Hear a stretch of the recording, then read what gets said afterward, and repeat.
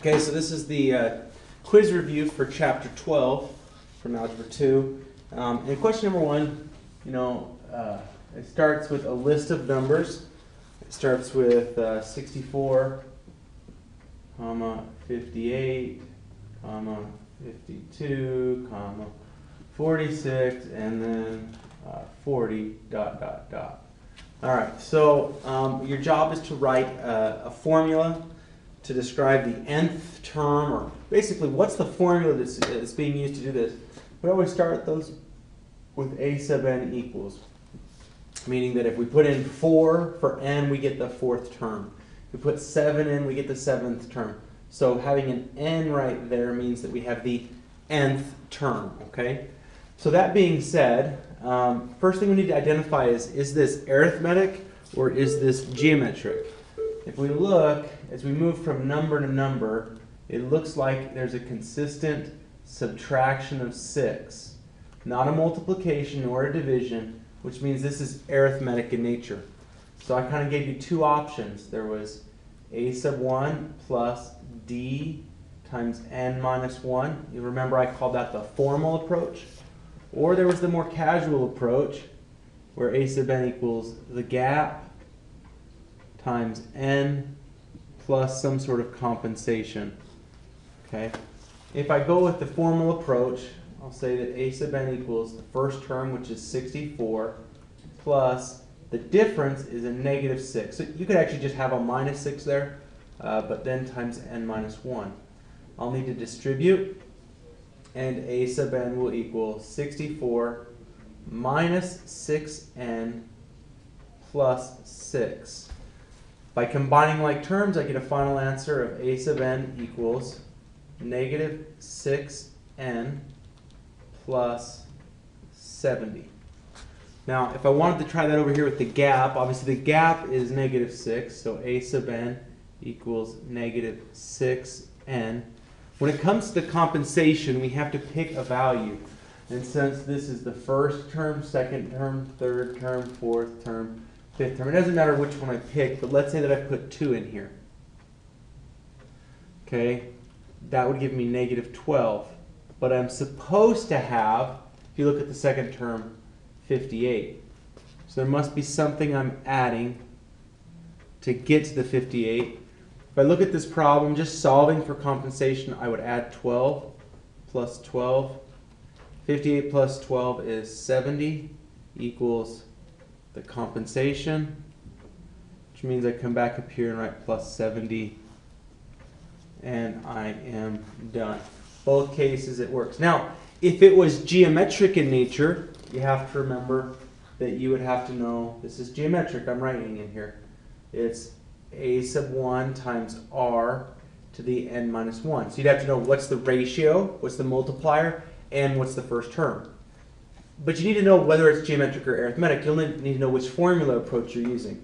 So again, those other two are arithmetic. This one down here in green, this is geo, which we're going to look at in question number 2. Question number 2 is geometric in nature. If you didn't know that already, I state it. Geometric. I have to tell you it's geometric unless I give you the whole list or give you something specific that only geometric has. For instance, if I told you r was 2, well, arithmetic doesn't have a common ratio. It has a difference, a d. And so that could help distinguish it. But in the second question, I'm just going to give you two terms. Here I give you a sub 2 is 64, and a sub 3 is 16. Now, because it's geometric, that means it's a multiplication that takes me from term to term. I like to build a little table for these just to keep my head straight.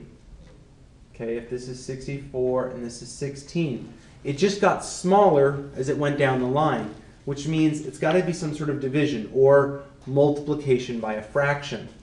If you ever need to know what r is, you take a term like 16 and you divide it by its previous term, 64. It's really important you do it in the right order. You take a term divided by the term before it. Okay? So 16 divided by 64, my calculator would tell me that that is 1/4. So that means to move from 64 to 16, I'm timesing by 1/4. Okay, that's a multiplication. Well, to go backwards to A1, I would have to divide by 1/4. Now, if you're using your calculator, it's really important that you're typing these things in correctly. So I would type 64 divided by parentheses 1 divided by 4. Those parentheses really matter in helping the calculator understand what you're asking it to do. It comes out to be 256. And 256 times 1/4, sure enough, it is 64. So now I have enough to write my formula, because in geometric form, it's always a sub 1 times r to the n minus 1. Well, a sub 1 we just learned was 256, so a sub n is 256 times the ratio raised to the n minus 1. Well, the ratio is my multiplier. What multiplies to get me from one term to the next? Well, we learned that up here was 1/4. And we are done. If this was arithmetic in sequence, it would just be addition, subtraction, and I'd use the same formulas I used on question 1. So just be aware that you need to distinguish between arithmetic and geometric so you know which type of problem to use. Question number 3 asks you to write a summation notation for a problem. It starts with 13 plus 39 plus 117 plus 351 plus 1053. Now I'm going to write the summation notation. Typically we do n equals 1. And if we can count the number of terms, if we're starting at 1, the number of terms should tell us what goes on top. 4th term, 5th term. So this will be 5 on top. Now I just need to write the equation. This is just like 1 and 2, but I have to decide, is this arithmetic or is this geometric? From 13 to 39 is 26. The gap here is clearly not still 26, and I can see it's growing. So this must be some sort of multiplication. If I think about getting from 13 to 39, or if I just take a number like 39 and divide it by 13, that would give me r, because this is geometric. It turns out to be 3.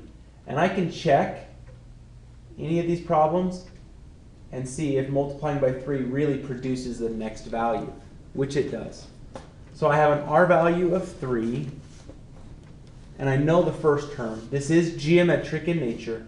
You have to be able to distinguish between them. So I'm going to start with a sub 1, which is 13, times r, which is 3, to the n minus 1.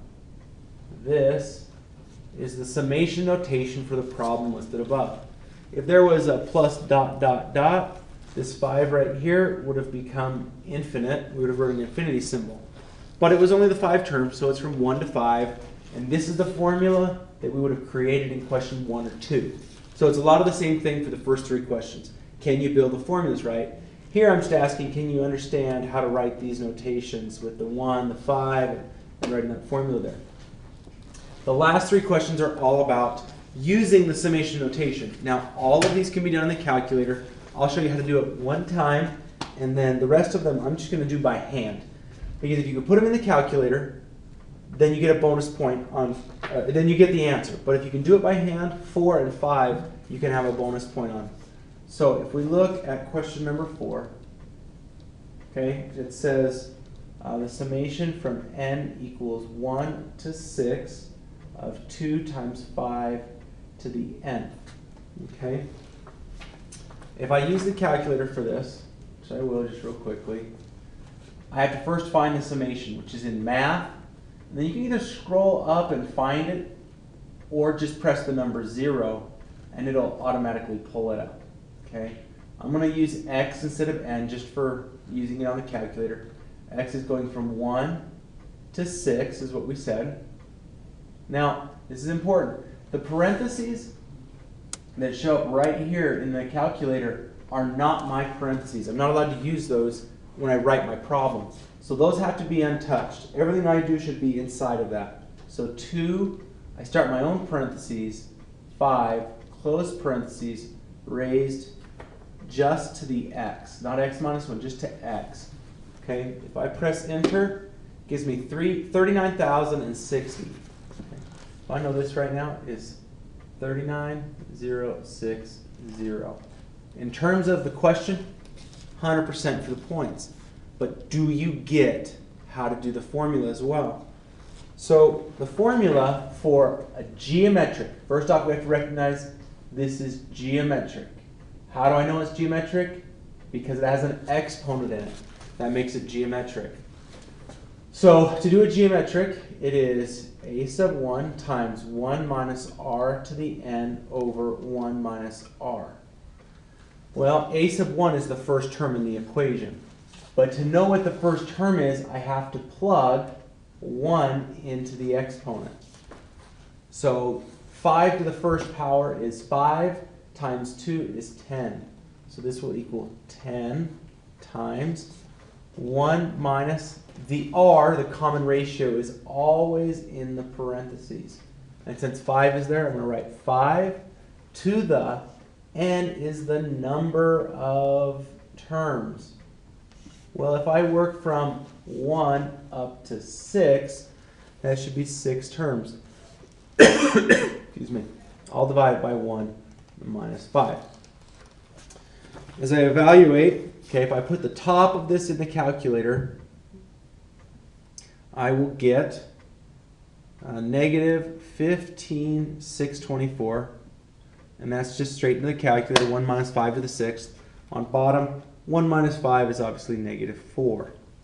I'll divide that and multiply by 10 to get my 39060. Okay? So if you can show that substitution, I'll give you a bonus point in case you make any mistakes anywhere else. Whether on this test or a future test, you're going to want to take any bonus points you can get. Question number 5 has the summation from n equals 2 to 9 of negative 2n plus 3. Notice this looks like a line. There's no exponents. This is what we call arithmetic, which means when we do the summation, now obviously this can go back in the calculator, type it in exactly the way it looks, just like we did the other problem to get your answer, or we can do it by the formula to try and get the extra credit, which says that we take n, the number of terms, times a sub 1, the first term, plus a sub n, the last term, all divided by 2. Well, first I have to figure out how many numbers there are. Going from 2 up to 9, if I worked my way through that, it is not 7 terms. It's actually 8. And so I have an 8 out here. If you aren't sure, pull out your fingers and count. 2, 3, 4, 5, 6, 7, 8, 9. You'll realize you have 8 fingers sticking up if you do it right. Now I'm supposed to find the first term. This is really important. Okay, this is first. It's not what you get when you plug 1 in. It's what you get when you plug the bottom value in. Excuse me. Negative 2 times 2 is negative 4, plus 3 is negative 1, plus. Excuse me. Now to find a sub n, which is the last term, I'm going to plug the 9 in. Okay? Negative 2 times 9 is negative 18, plus 3 is a negative 15. And all of that gets divided by 2. Well, negative 1 plus negative 15 is negative 16. Divided by 2 is negative 8 times 8 is negative 64. Now that can be put in your calculator. Be really careful. If I was using my calculator, I would do everything on top, get an answer, and then divide it by 2. And just be really cautious. Or you can certainly use your calculator to do the summation for you, but no extra credit points. Now question number 6. Because it is an infinite sum, meaning we're going from 1 to infinity. Okay, this means no summation in calc. You cannot sum this in the calculator using infinity, okay? And so what we have 3 parentheses, 1/4 to the n minus 1. All right.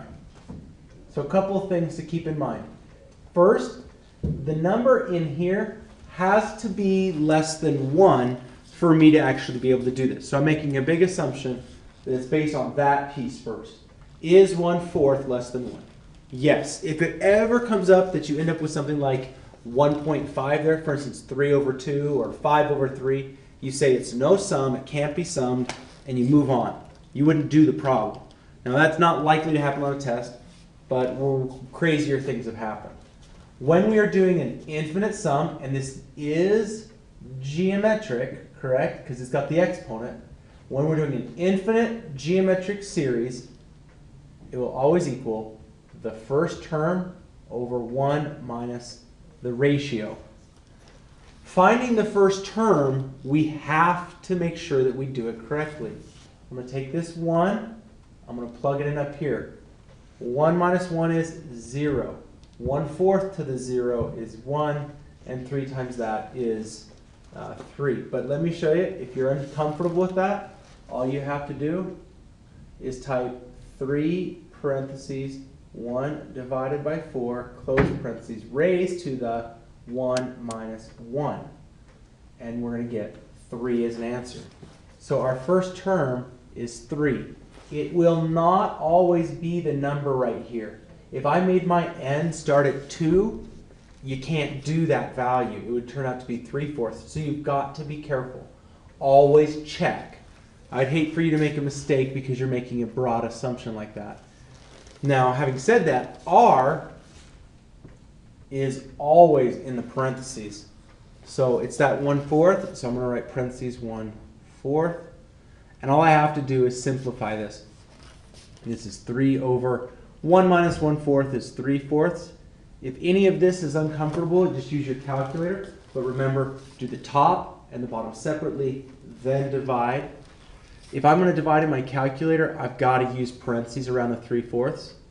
The other alternative is to just flip in times. But for those of you who are a little less comfortable, 3 divided by parentheses, 3 divided by 4. Really important that I get that typed in with those extra parentheses around it. Turns out my answer is 4. And that's it. We're done. I hope that's enough to get you through it, and let me know what questions you have.